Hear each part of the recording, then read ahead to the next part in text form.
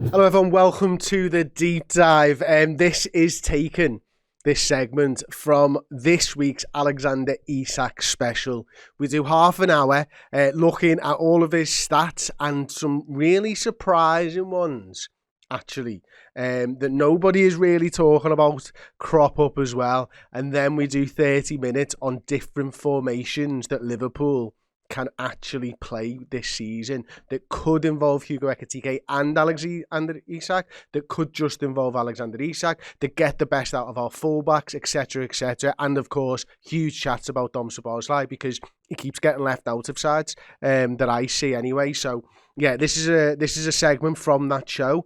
The full show is available exclusively on Redmen Plus, ad-free, or on YouTube membership. So you can get yourself over there, redmenplus.com.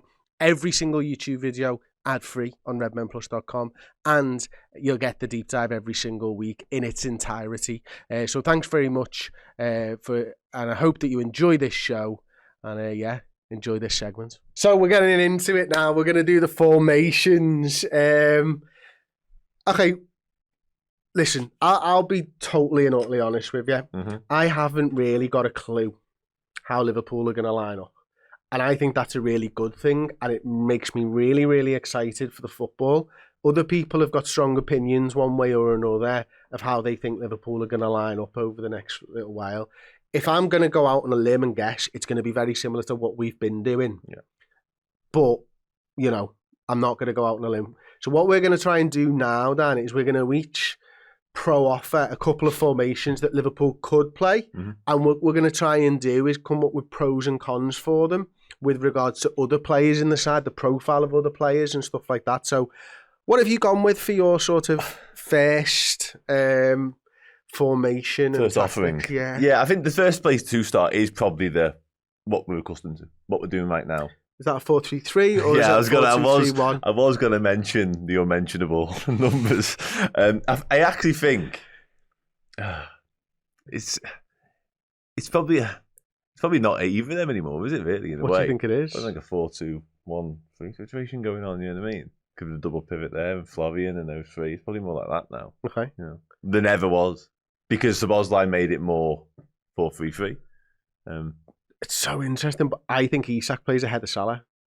Oh, really? Okay, so it's slightly... All right, interesting, yeah. But anyway, the 4-3-3, 4-2-3-1, one of them. It's a variation on a theme, much as I think. But don't dare ask the manager, ever. Never mention the numbers to the manager. No, when I first looked at this, I went, yeah, probably won't be bringing that up. But obviously the question mark is, again, touching on personnel, with Ekitike and Isak. That's where sort of the big conundrum lies, if you like. And is it just a case of now Ekitike becomes... Because for me, and you feel free to push back on this, whilst you touched upon Isak's versatility and what he's done in the past, I see him predominantly, exclusively operating as the central striker for us. It's Ekitike that will have to maybe... I'm with you. Is that I'm with you. Mate, that 97% at Newcastle felt low. Playing centre forward compared to what's going to happen at Liverpool. But on that though, that's interesting. And I tend to agree. And obviously, profile-wise, Ekitike, I think you can discuss him with Gakpo because I think there's similarities there, actually, to be honest. But when you look at Ekitike and what he hasn't done as a left winger, like on Transfermarkt, he's played 4 times in his career. Yeah. That's it. So are you therefore completely comfortable, based on what you've seen from the eye test as opposed to numbers, that he can suddenly become Diaz's replacement in the minutes? Yeah, I am. I think he's a really underrated dribbler. And I think the directness and willingness to get into the box is something that he has, that Gakpo has as well. I see similarities in their game. What I love about this formation is that I think he just replaces Diaz in both positions from last season.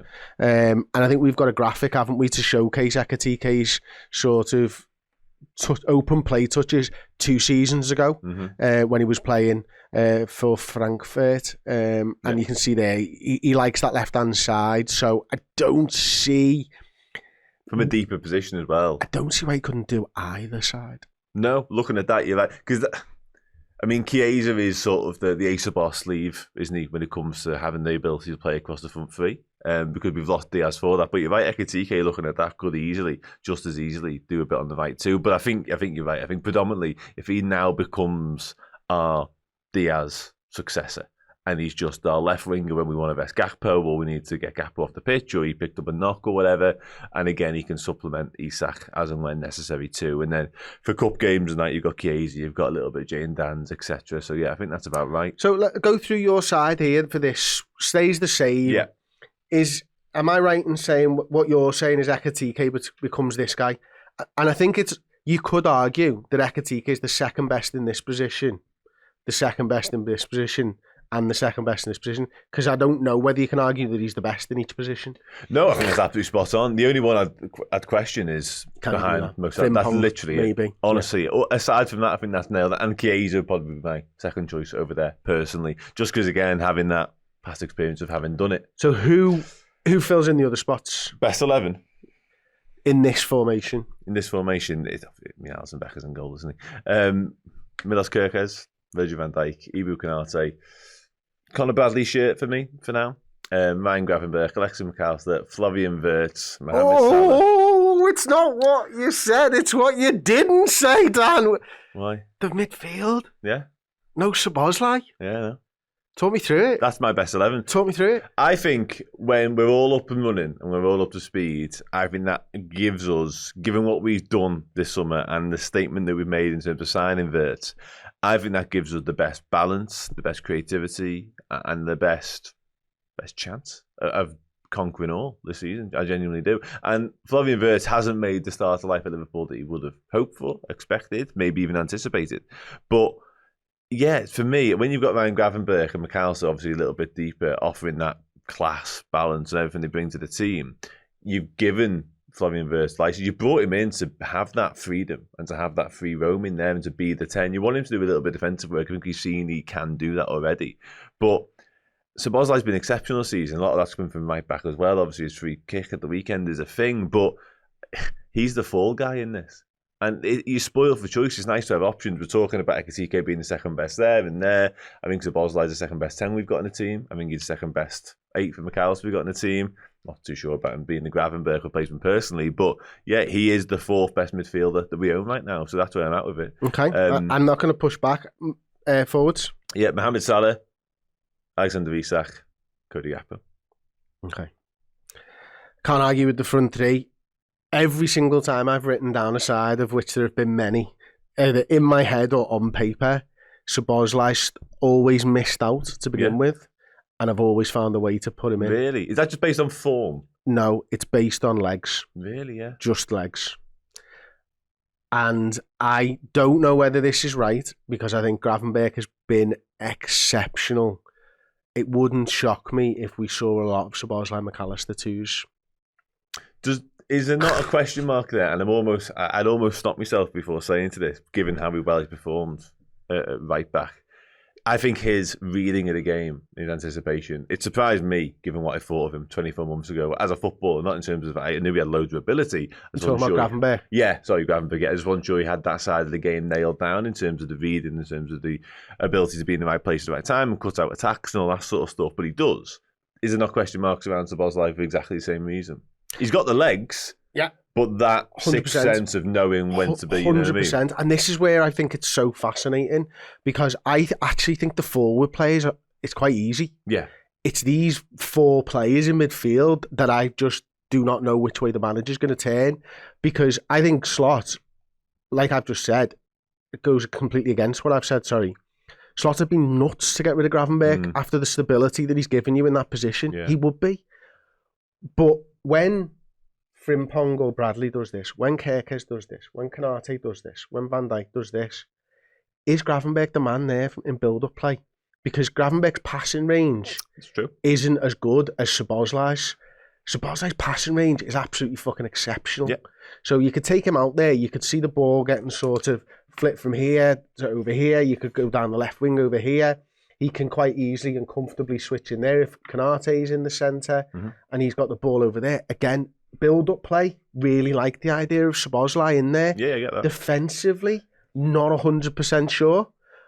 And that's why I said it wouldn't surprise me if we saw it occasionally or often, whatever you think, because I think when you dominate the game, I think Szoboszlai might be a really good option for that role. And I think that I'll put the third player there. Your Gravenberch, your Szoboszlai, your McAllister is almost a 3-for-2 for this position, dependent on generally when Maka needs a rest. I think he'll definitely. Well, I think Curtis Jones will come into that conversation as well for what it's worth over this side. It's interesting, and I've never really sort of considered Gravenberch to be not playing there, given what happened at the start of the season. I think we missed him massively, Community Shield and the Bournemouth match as well. In transitions, were just far too open. Suddenly he comes back in. It's not quite as much of an issue, glaringly anyway. It's interesting in terms of the build-up, because obviously I'm talking from a defensive standpoint almost exclusively there. But in terms of the build-up, you're right, because obviously when they have gone, you do need a way to get out, and often it is this guy dropping in. And Gravenberch runs with the ball. He does it in a different way. That's all. He just does it in a different way, and often it's his ability to turn in tight spaces and get out that way, and then he may well use the passes in here, but often it's almost like a ladder into McAllister, and away we go that way, because he takes up such smart positions, and he's so good with the ball at his feet. He makes such intelligent choices time and time again, and as you're right, his running power, his strides get us up the pitch in a different way. So it's interesting, but again, I don't think it's out the realms of possibility to see Szoboszlai do that, and I'm saying that more because every single time he's moved position in my head, I've gone, I'm not sure, because we signed the right winger from Leipzig, and he's done it well, and he's done it. He's made me look foolish, or certainly feel foolish every single time. There's no shame in that, because again, we signed the right winger who occasionally plays on the left for Hungary. All of a sudden, people are calling him to stay at right back, and we're having conversations about him being the deepest midfielder. Yeah, it's totally mental, and I just, my biggest concern around this formation, if I'm looking for a con, is legs in midfield. Mm-hmm. And Szoboszlai gives you that. And it really depends on what this lad being asked to do. Mm. And if this lad is Alexander Isak, what are you asking him to do? Where is his position when you're going back? Is he really in the midfield? And working for and Mo out there? Or is he tip of the knife, tip of the spear thing, and do you need Szoboszlai? And that's where I think the real difficulty comes from. For me, with dropping Szoboszlai, and then you got questions over here about what Wirtz does as well. It's just so damn exciting. That was a clip from the deep dive. To check out the whole show, head to redmenplus.com or click the link in the description.